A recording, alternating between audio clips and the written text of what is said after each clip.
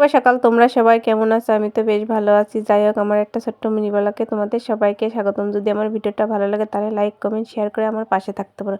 আর সকাল থেকে আমি কি কি কাজ করি সেটাই তোমাদের সঙ্গে শেয়ার করবো। আর এখন আমি কাজ বাজ করে যাবো হচ্ছে দিদিদের বাড়ি। তার জন্য সকালবেলা ঘুম থেকে উঠে প্রথমে রান্নাঘরটা ভালো করে নেকিয়েছি। এবার হচ্ছে উপরটা ভালো করে পুছে নিচ্ছি। আর এই পুছে নিয়ে তারপর এখন বাসি কাপড় ছেড়ে তারপর রান্না করব।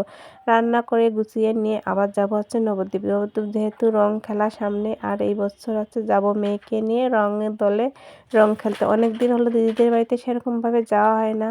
2-3 মাস মানে তারও আগে গিয়েছিলাম, তারপরে আর যাওয়া হয় না। দিদি বারবার ফোন করছে ওখানে রং দোল হবে, আর রং দলে গিয়ে রং খেলবো। আর আমার মেয়েও যেহেতু একটু বড় হয়েছে, আর আমার দিদির মেয়েও আছে, 2 বোন মিলে রং খেলবে এই প্রথমবার। এই জন্যই আর আমার বিশেষ করে যাওয়া। যাই হোক, রান্নাবান্না আমার কমপ্লিট হয়ে গিয়েছে, আর আমি দিদিদের বাড়িতেও পৌঁছে গেছি। আর দিদিদের বাড়িতে এসে প্রথমে এই ফুল গাছগুলো দেখে তো পুরো ফিদা হয়ে গিয়েছে। আর এই ফুলগুলো যে আমার এতটা ভালো লাগে, আর আমার মেয়ের তো তার থেকেও বেশি ভালো লাগে। আর সেই ফুলগুলোই আমি মেয়েকে দেখাচ্ছি যে এটা ডালিয়া ফুল, তারপরে এইদিকে আছে চন্দ্রমল্লিকা, মানে অনেক রকমের জাতের ফুল দিদি লাগিয়েছে। আর সবগুলো ফুলই একটু লাবিতে লাগিয়েছিল, এই জন্য এখনও পরিমাণে ফুটেছে, আরও অনেকটাই গাছে আছে। আর এদিকে সবথেকে একটা মজার জিনিস হচ্ছে স্ট্রবেরি গাছ।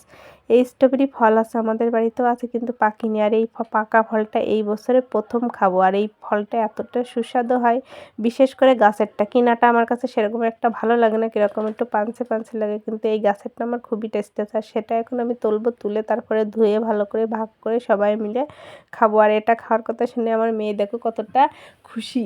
আর মেয়ের খুশি মানে সব খুশি। যাই হোক, এদিকে চলে এসেছি আমি আজকে কুলের চাটনি করব। দিদিকে আমি আগেই বলেছিলাম গাছ থেকে কুল পেড়ে ভালো করে শুকিয়ে রাখবি, তারপর আমি গিয়ে কুলের চাটনি করব। এর ভিতর থেকে অর্ধেকটা কুলের চাটনি দিদিকে দিয়ে দেবো, আর অর্ধেকটা আমি বাড়িতে নিয়ে আসবো। আর কুলের চাটনির ভিতরে সর্ষে দিলে আমার কাছে মনে হয় একটু বেশি ভালো লাগে, এই জন্য সর্ষেটা 2 দিন ধরে ভালো করে শুকাচ্ছি। কারণ শুকিয়ে তারপরে ভেজে ওর ভিতরে একটু বেটে দিলে মনে হয় কুলের বেশি স্বাদ লাগে। এটা আছে নতুন স্টাইলে, এই বছর আছে কুলের চাটনি করব। যাই হোক, বলতে বলতে চলে এসেছে সেই হোলির দিন। আর এই হোলির দিনের উপলক্ষে দিদিদের এখানে আসা, দিদিদের এখানে মায়াপুরের রংদোল খেলা দেখবো, তারপরে দিদিদের এখানে মন্দিরে এই সব কিছুর জন্যই বিশেষ করে আসা। আর রং খেলার দিকে আমার শুরু হয়ে গিয়েছিল। আর এই বছরে এতটা পরিমাণে রং খেলেছি যে সেজে গুজে একদম পুরো ভূতের মতো হয়ে গিয়েছিলাম। আর রান্না বান্না খাওয়া দাওয়া তো দিদিদের বাড়িতে এলাহি কাণ্ড, আর কী বলবো। এদিকে দিদি জামাইবাবু সমস্ত রান্নাবান্নার জন্য সমস্ত জিনিস রেডি করে ফেলেছে। আর এদিকে দিদি হচ্ছে চিংড়ির মাথা দিয়ে একটা ভাজা ভাজা করে সেটাই আছে পাঠাই বাচ্চা। আর এদিকে ময়মা খাসির মাংস রান্না করছে, আর আমি এখানে বসে আছি। আর এদিকে আমি সমস্ত কিছু দিদিকে গুছিয়ে দিচ্ছি, আর দিদির সঙ্গে আড্ডা দিচ্ছি। কারণ খেয়ে দিয়ে আমরা এখন যাব হচ্ছে মায়াপুরে। রং খেলার দিন যেহেতু আমরা মায়াপুর যেতে পারিনি, এই জন্যই আজকে খেয়ে দিয়ে তারপর এখন যাব মায়াপুর। আর মায়াপুর গিয়ে অনেক মজা করেছিলাম এই বছর। আর ওখানে প্রসাদ খেয়েছি প্রথমবার।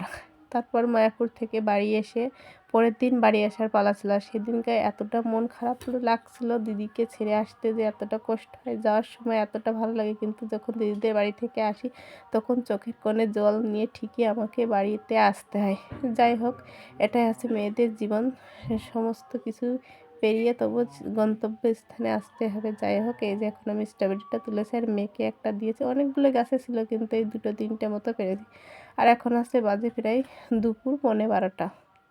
সমস্ত কাজকর্ম সেরে দিদি এখন মেয়েকে জামা ড্রেস পরিয়ে নিয়ে যাচ্ছে হচ্ছে স্কুলে, নয় দিদিদের এখানে, মানে স্কুলে ড্রেস দেবে। এই জন্য 12টার থেকে স্কুলে যাওয়ার কথা ছিল, এই জন্য মেয়েকে রেডি করে নিয়ে চলে আসছে। আর মেয়েকে স্কুলে দিয়ে এসে তারপরে সমস্ত জামা কাপড় 3-4 দিন ধরে যেগুলো ভিজিয়েছিলাম সেগুলো আমি আর দিদি এখন কাচার জন্য বসে গিয়েছে। আর দিদি সবগুলো জামা কাপড় ভিজিয়ে দিচ্ছে, আর এখন এগুলো আমি কেচে নেবো দুইজনে। তারপর কাছাকাছি কমপ্লিট করে চলে এসেছি। দেখো, বিকালবেলা আমি ফোনে কথা বলছিলাম বান্ধবীর সঙ্গে, ওকেই বলছিলাম যে 2টো দিন এসেছি, আর কোথা দিয়ে যে সময়টা চলে আসছে একজনই বুঝতে পারছি না। তুই যদি আসতি তাহলে একটু বেশি মনে হয় ভালো হতো। ওর শ্বশুরবাড়িটা আমার দিদিদের বাড়ি থেকে বেশি একটা দূরে নয়, কিন্তু ওর মেয়ের একটু শরীর খারাপের কারণে ও আসতে পারিনি। এই জন্য আর কী করা, আমি আর দিদি মিলেই মজা করছি। আর দিদি আর আমি যতক্ষণ থাকি ততক্ষণ এতটা পরিমাণে ভালো লাগে, সেটা আর কি তোমাদের সঙ্গে বলবো বন্ধুরা। দিদি না থাকলে বোঝাই যায় না। সমস্ত ঘোরাঘুরি কমপ্লিট করে এবার আমার বাড়ি আসার পালা। আর বাড়ি আসার সময় চোখের কোণে ঠিকই জল নিয়ে বাড়িতে চলে এসেছে। আর বাড়িতে এসে সকালবেলা আমি কী কী কাজ করছিলাম সেটাই একটু তোমাদের বলে রাখি। রান্না বান্নার জন্য চলে এসেছি রান্নাঘরে। আর কি কি রান্না করবো সেটাই ভাবছিলাম না, কারণ অনেক দিন মানে 2-3 দিন রান্নার পরে যখন রান্নাঘরে ঢুকি তখন আমার একটু কেমন যেন নার্ভাস নার্ভাস লাগে, রান্নায় ততটা মন বসে না। আর এদিকে নিয়ে এসেছিলো আমার পছন্দের পুঁইয়ের ফল আর হচ্ছে লাউ, আর এদিকে একটা বড় সিলভার কাপ মাছ। যেহেতু মাছ কেটে শাশুড়ি মা দুভাগ করেছে ওই জন্য মনে হচ্ছে মাছটা কয়েক পিস, কিন্তু পুরো এক গামলা মাছ হয়েছিল। অর্ধেকটা ওদেরকে দিয়ে দিয়েছে আর অর্ধেকটা সেই মেরে রেখেছে। আর 3 ভাগের 1 ভাগ এখন আমি রান্না করব, কারণ আমাদের একসঙ্গে অতটা মাছ খেতে ভালো লাগে না। আর রান্নাটা আমি এখন একবার করব আর রাত্রিবেলা। প্রত্যেকবারই আমাদের 2 থেকে 3 বার বেড়ে রান্না করতে হয়, কারণ একবারের বাসি রান্না অন্যবার খেতে একদমই ইচ্ছে করে না। আর এই পুর ফলগুলো দিয়ে ভাত মাখিয়ে খেলে এতটা সুন্দর লাগে, সেটা আর কি বলবো বন্ধুরা।